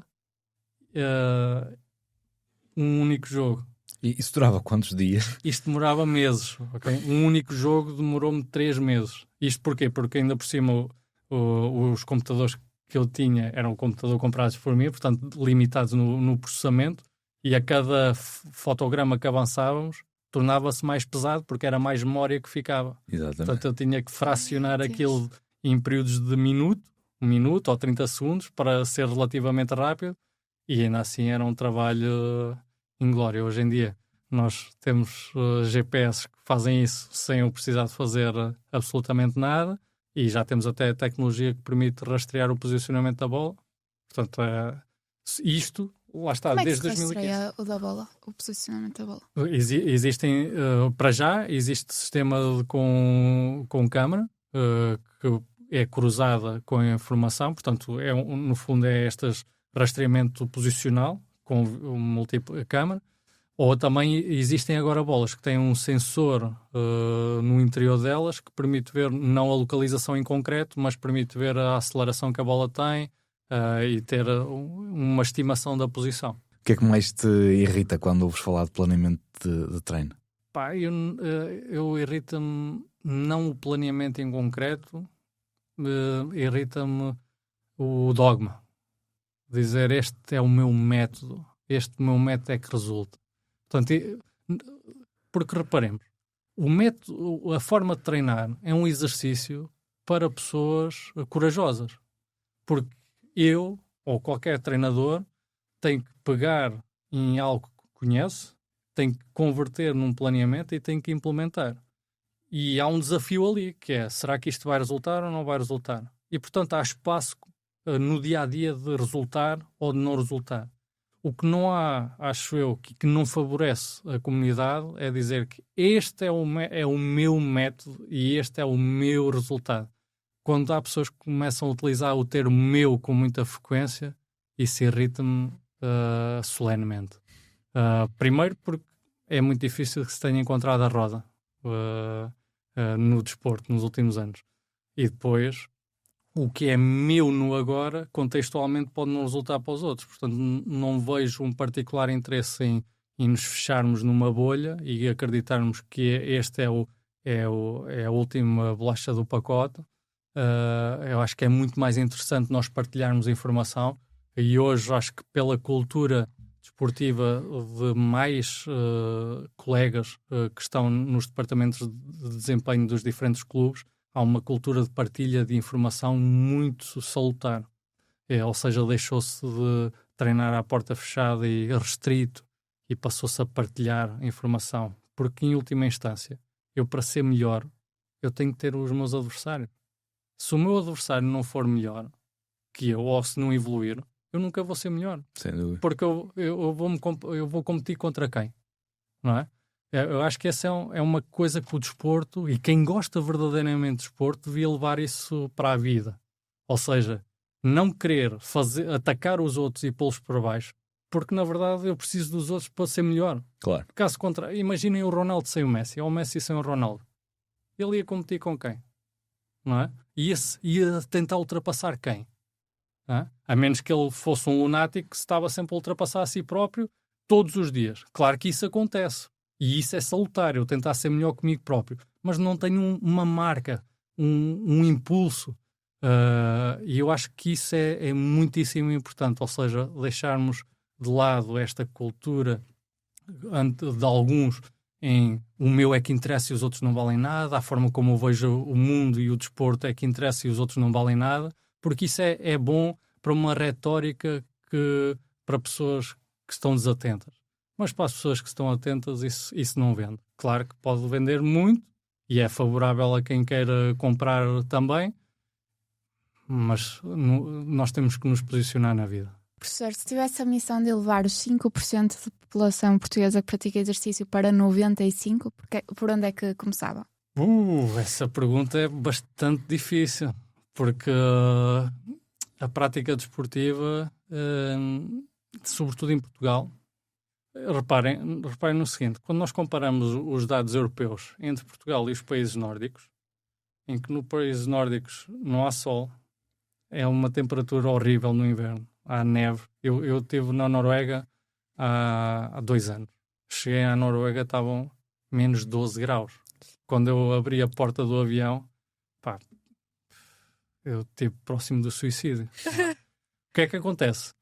Eu, quando acordava de manhã, 7 da manhã, 8 da manhã, eles só têm sol nesse período a partir das 11, havia pessoas a correr com gelo e a nevar, com menos 12 graus, a correr. E eu pensava, bem, em Portugal nós temos uma temperatura amena. Temos bons espaços de recreação. E porquê é que não se pratica? Bem, um dos motivos, eu não consigo, essa não é a minha área de especialização e se calhar estou a pôr o pé em ramo que se pode facilmente partir. Mas, ainda assim, neste espaço de partilha, eu poderia dizer que é a forma como nos organizamos como sociedade. Ou seja, se eu for aos países nórdicos, ou mesmo aqui ao lado da Espanha, a seguir à hora do almoço, os miúdos já não têm escola. Não é? Eles começam a treinar às 4 da tarde. Socialmente também, por exemplo, em Portugal, se eu saio às 6 da tarde e eu vou depois ter que levar o meu filho a treinar, ou tenho um espaço contigo que eu consigo fazer, ou então acabou-se o meu dia, porque depois eu tenho que ir deitá-los, preparar o jantar e dormir. Claro que há métodos de treino ultra eficazes, nós sabemos disso. Mas pá, em Portugal temos um problema de ineficiência, não é? Um deles é o almoço. Temos períodos de almoço de 1 hora e 1h30. Ou 1 hora a 1h30 de almoço. Nós vamos a outros países, eles têm meia hora de almoço. Está feito. Porquê? Porque esta hora de almoço adicional à meia hora que é necessária para comer é 1 hora que eu não vou ter ao final do dia, onde eu podia optar por ir fazer qualquer coisa, ir ao parque, caminhar, ir às compras caminhar, porque onde é que eu quero? Eu até podem fazer treino intervalado a correr entre os shoppings, não me interessa. Interessa-me é que haja essa disponibilidade temporal. Ou seja, começamos em Portugal muito tarde, o horário laboral, temos um espaço a meio que é horrível, 1h30 para mim é o desespero, e mesmo que seja 1 hora. Portanto, do ponto de vista organizacional é muito difícil nós encontrarmos tempo. Depois também temos a motivação intrínseca das pessoas para praticar o desporto, não é? E isso eu não consigo identificar uma forma de resolver que não seja por engajamento. O que é que eu quero dizer com isto? Existem muitos estudos em desportos coletivos recreacionais, que é uma área que eu tenho investigado nos últimos anos através da orientação de um aluno de doutoramento. O que é que nós temos feito? Pequenos jogos em jovens adultos, pequenos jogos em idosos. Walking football hoje em dia é uma prática nos países nórdicos muito implementada. O que é que isto permite? Socialmente, permite às pessoas ficarem engajadas neste núcleo societal. Ou seja, em vez de eu ter só o drive interno de praticar, eu tenho o drive interno, mas tenho a parte sociológica de comungar dos mesmos valores, criar amizades e uns motivarem-se aos outros para seguirem. Há outras ferramentas, por exemplo, estudos que têm vindo a utilizar a gamificação com pontos atribuídos, os miúdos podem ganhar pontos, depois podem trocar pontos através da prática de exercício. Tudo isso são ferramentas que, claro, quando eu penso na forma como eu olho o desporto, eu não preciso nada disso. Eu treino todos os dias, porque tenho que treinar. É uma necessidade que eu sinto do ponto de vista pessoal. Mas entendo que hajam pessoas que não têm e nunca tiveram esse drive. E o que é que nós temos que fazer?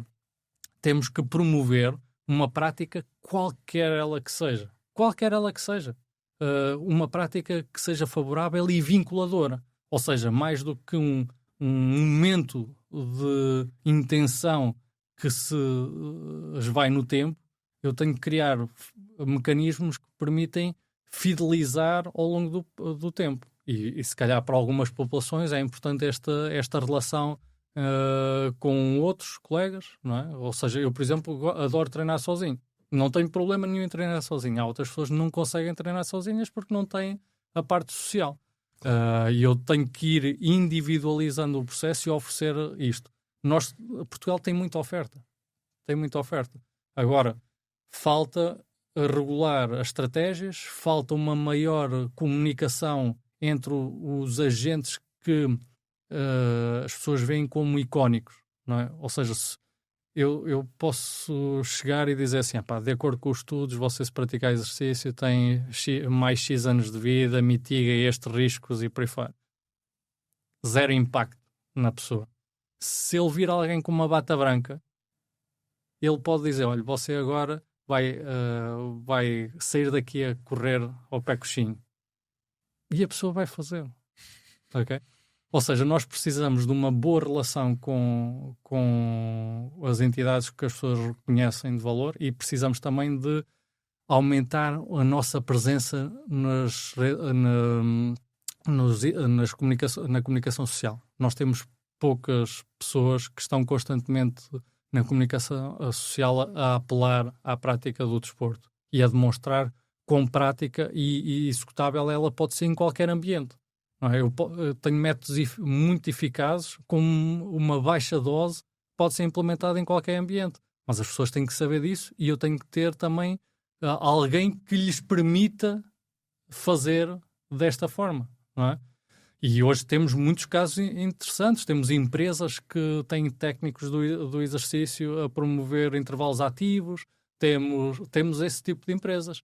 Agora, temos que demonstrar às empresas, por exemplo, o benefício que isso tem, não é? Do ponto de vista da resiliência do trabalhador, do ponto de vista do benefício que tem para a empresa, porque a empresa quer saber, ok, eu vou aumentar a produtividade, o abstencionismo vai baixar, então eu quero isso, não é? Uma coisa, nós somos a profissão para a saúde mais barata.